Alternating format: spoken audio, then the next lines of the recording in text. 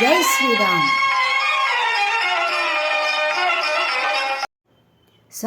సోదరీమణులందరికీ ఝాన్సీ ఆధ్యాత్మిక ముచ్చట్లకి స్వాగతం, సుస్వాగతం. క్రిందటి సంచికలో మనం అష్టావక్ర గీత ధారావాహికలో జ్ఞానాష్టకం అనదగేటువంటి ఒక అధ్యాయాన్ని తెలుసుకున్నాం. అందులో పూర్తిగా జ్ఞానం గురించి జనక మహారాజుకి అష్టావక్రులు చెప్పడం జరిగింది. జ్ఞానైన వాడు తన మనోబుద్ధులతో ఈ బాహ్య ప్రపంచాన్ని ఏ దృక్పథంతో చూస్తాడు. తను బాగా జ్ఞానవంతుడు కాబట్టి దృశ్యాదృశ్య ప్రపంచం యొక్క సహజత్వాన్ని, నిజతత్వాన్ని అర్థం చేసుకోవచ్చు. అయితే ప్రాపంచిక విషయాలు ఆయన మనోబుద్ధుల మీద ఏ విధంగా ప్రభావం చూపుతాయి అనే విషయం కూడా దాంట్లో చాలా బాగా చెప్పటం జరిగింది. మనం సక్రమ మార్గంలోనే భగవంతుని యొక్క అన్వేషణ కోసమే మనోధైర్యంతో మనం ముందు అడుగు వేయవచ్చు. కానీ మనకంటే కూడా చాలా బలమైన శక్తి ఈ పంచభూతాలకి ఉంది.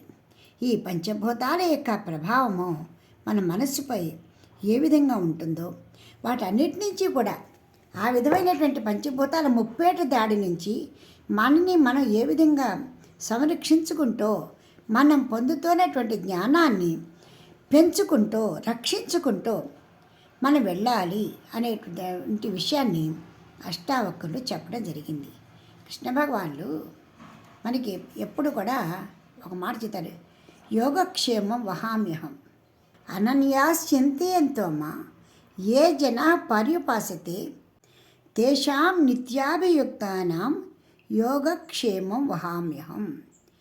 వారి యోగాన్ని, క్షేమాన్ని అంటే వారు ఏదైతే పొందుతూ ఉన్నారో దానిని చక్కగా కాపాడుతూ వాళ్ళ యొక్క క్షేమాన్ని సంరక్షించేటువంటి బాధ్యత నేను తీసుకుంటాను అని ఆయన మనకి అభయహస్తం ఇచ్చారండి.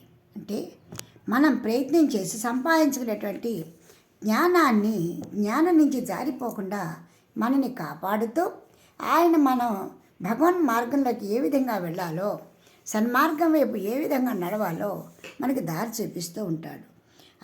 ఎందుకంటే ప్రాపంచిక విషయాలు అంటే పాంచభౌతికాలతో ఏర్పడిన శరీరము ఈ పాంచభౌతిక ప్రపంచంలో తాదాప్యం చెందుతూ మన మీద ఎలాంటి ప్రభావాలు చూపిస్తుందో, మనం ఎలా ప్రభావితం అవుతామో, వాటి గురించి ఎంత జాగ్రత్తగా ఉండాలో మనల్ని మనం కాపాడుకుంటూ ఉండాలి అని జనక మహారాజుకి అష్టావక్రులు చెప్పడం జరిగింది.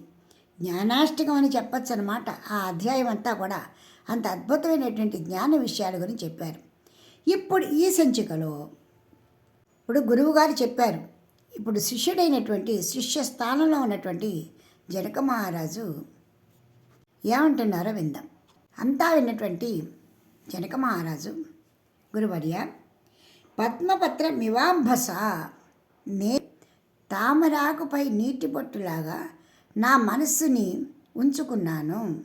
ఏ ఒక్క బాహ్య ప్రపంచం లేదా పాంచభౌతికాలు లేదా ప్రాపంచిక విషయాలు నా మనసులో పడ్డా అలా జారిపోవటమే కానీ అవి నన్ను అంటుకుని బాధపడకుండా నేను చాలా అప్రమత్తంగా ఉంటున్నాను అని చెబుతూనే తాను ఒక క్రమ పద్ధతిలో వేటిని వదులుకుంటూ వెడుతున్నారో ఇక్కడ 8 శ్లోకాలలో జనక మహారాజు గారు కూడా చెప్పారు.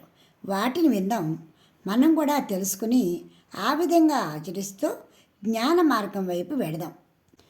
కాయకృత్యా సహ పూర్వం తతో వాగీస్తరా సహ అచిత్తా సహస్తస్మాత్ ఏవమేవాహమాస్థితః. మహర్షి, ముందుగా నేను శారీరకంగా చేసేటువంటి కర్మలలో ఆసక్తిని పూర్తిగా విడనాడాను. రెండవది, చాలా తక్కువగా మాట్లాడటం మొదలుపెట్టాను. వీటన్నిటికంటే కూడా ప్రథమంగా నేను చేసినది మనసులో ఆలోచించడం తగ్గించాను. ఎప్పుడైతే ఆలోచనలు ఆ పని చెయ్యాలి, ఈ పని చెయ్యాలి అలా చెప్పాలి, ఎలా చెప్పాలి, ఇది కావాలి, అది కావాలనే ఆలోచనలన్నీ కూడా పూర్తిగా మనసులోంచి తీసివేయటం మొదలుపెట్టాను. ఎప్పుడైతే తీసివేస్తున్నానో అప్పుడే మనసు మౌనానికి వెళ్ళిపోయింది. ముభావంగా ఉండటం, తప్పనిసరి అయితేనే మాట్లాడటం, చాలా తక్కువగా తప్పనిసరి అయితేనే చేయటం జరిగింది. ఒకవేళ చేసిన పనులకి కూడా తామరాకపై నీటి బొట్టులాగా అది ఏదో ఎవరిదో చేస్తున్నాను అన్న ఉద్దేశంతో వాటిని చేయటము, వాటి గురించి ఫలితాల గురించి కూడా ఆలోచించకపోవటము జరుగుతూ ఉంది. ఈ విధంగా నేను శారీరక, వాచిక, మానసిక కర్మలందు పూర్తిగా విముఖుణ్ణి అయ్యాను. ఎప్పుడైతే ఈ విధంగా నేను సాధన చేస్తూ ఉన్నానో మనసు నిర్వికల్ప సమాధిలోకి వెళ్ళటం మొదలుపెట్టింది. మహర్షి, నేను ఆధ్యాత్మికంగా చేసేటువంటి పూజలు, పునస్కారాలు, యజ్ఞ యాగాదులటువంటి క్రతువులే కానీ, ప్రజా సంక్షేమం కోసం చేసేటువంటి కార్యక్రమాలే కానీ, నా కుటుంబం కోసం చేసేటువంటి పనులే కానీ సమస్తం మీద కూడా నాకు ఆసక్తి పూర్తిగా వెడనాడి ఉన్నాను. ఈ విధంగా నేను నా మనసుని ఎప్పుడైతే మరల్చానో ప్రశాంతతని పొందింది. ఇది నేను అబద్ధం చెప్పట్లేదు, అభూత కల్పన కాదు. మానవ సేవ, యజ్ఞయాగ, క్రతు, వ్రత, దాన ధర్మాలు, యమనియమాది, అష్టాంగ యోగ సాధనలు, శాస్త్రాధ్యయనాలు, జపధ్యానాదులు అన్నీ కూడా మొదట్లో సాధకునికి లక్ష్యంగా ఉంటాయి. కానీ తర్వాత సంకల్పవర్జితమై నిలబడి మనసు ధ్యానం వైపు మళ్లించుకోవాలి. ఆ ప్రయత్నంలో భాగంగానే నేను అలా ఒక్కొక్కటి వదిలేస్తూ వచ్చాను. యోగ వాసిష్ఠంలో కూడా కర్మైన దేహో నను దేహ ఏవ చిత్తం తదేవాహమితిహ జీవ సజీవ ఏవేశ్వర చిత్ ఆత్మ సర్వశివస్త్యైక పదోక్తమేతత్ అని చెప్పారు. గత జన్మలో కర్మఫలాలే ఈ శరీరము. గత వాసనలచే రూపుదాల్చిన జీవుడైన అహంకారము మనసుచే శరీరం ద్వారా కర్మలను చేయిస్తూ ఉంటుంది. ఈ జీవుడు ఈశ్వరుని వ్యక్త స్వరూపమే. ఈశ్వరుడు, ఆత్మ వేరు కావు. ఈ విధంగా ఉన్నదంతా కూడా ఏకైక శివస్వరూపమే. దీంట్లో స్పష్టంగా చెప్పారండి. మనకి ఈ శరీరం ఎక్కడి నుంచి వచ్చింది? గత జన్మలో చేసినటువంటి కర్మఫలాలే. అలాగే గత వాసనలే మనం వెంటాడుతూ ఉన్నాయి. ఆ వాటి వల్ల ఈ కర్మలన్నీ మనం చేస్తున్నాము. మనలో ఉన్న ఆత్మ, జీవాత్మ, ఆ పరమాత్మచే ప్రేరేపింపబడి ఈ కర్మలని చేయడం జరుగుతూ ఉన్నది. కాబట్టి ఆత్మ, పరమాత్మ వేరు కాదు, ఉన్నదంతా కూడా ఏకైక శివస్వరూపమే. కాబట్టి ఇప్పటికైనా బాహ్యంగా చూడటం మానేవేసి ఆంతరింగిక ఆత్మజ్ఞానాన్ని, ఆత్మలో ఉన్న భగవత్ స్వరూపాన్ని చూడండి, ధ్యానం చేయండి అంటూ యోగ వాసిష్టం కూడా చక్కగా చెప్పింది. జనక మహారాజు ఇంకా ఏమేమి వదిలేశారో విందాం. ప్రీత్య భావేన శబ్దాదేహ అదృశ్యత్వేన చాత్మనః విక్షేపైకాగ్రహృదయ ఏవమేవాహమాస్థితః. గురుదేవ, ఎప్పుడైతే ఆలోచించడం మానేయటం, ఎక్కువగా మాట్లాడటం తగ్గించటం, కార్యాల మీద మనసుని పెట్టకపోవటం, అంటే అనాసక్తి చూపించడం ద్వారా నింపాదిగా నాకు ఎలాంటి శబ్దాలు ఆకర్షించట్లేదు. నా మనసులో ఏ విధమైనటువంటి ఆలోచనలు రావటం లేదు. ఎప్పుడైతే నా మనసు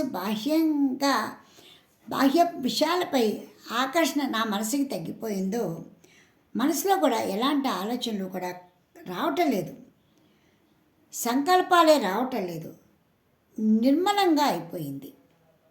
అది నాకు రెండవ శుభసూచకంగా నేను భావిస్తున్నాను. సమాధ్యాసాది విక్షేపో వ్యవహార సమాధయే ఏవం విలోక్య నియమం ఏవమేవాహమాస్థితః. మహానుభావ, మనసులో ఎలాంటి ఆలోచనలు, ఎలాంటి కదలికలు లేకుండా ధ్యాన సమాధిలోకి వెళ్ళటానికి ప్రయత్నిస్తున్నాను. అంటే ఆత్మనిష్ఠుడనై ఉండటానికి ప్రయత్నిస్తున్నాను. అప్పుడే నాకు ప్రశాంతంగా ఉంది. నా ఈ ప్రయత్నాలు ఆత్మనిష్ఠతకి దారితీస్తూ ఉన్నాయి, అంటే ప్రోత్సహిస్తూ ఉన్నాయి. ఆ విధంగా నేను ఆ భగవంతుని వైపు వెళ్ళే మార్గంలోకి ఇది 3వ శుభసూచకంగా నేను భావించాను. ఏ విధంగా జనక మహారాజు తన మనసుని ధ్యాన వైపు మళ్ళిస్తున్నారో మనకి ఆయా ఉపాయాల్ని తెలియజేస్తున్నారు. వచ్చే సంచికలో మరింకొన్ని విందాం. ఇప్పటికి స్వస్తి. జై శ్రీరామ్. మీకు ఈ వీడియో నచ్చితే లైక్ చేయండి, షేర్ చేయండి, సబ్స్క్రైబ్ చేయండి.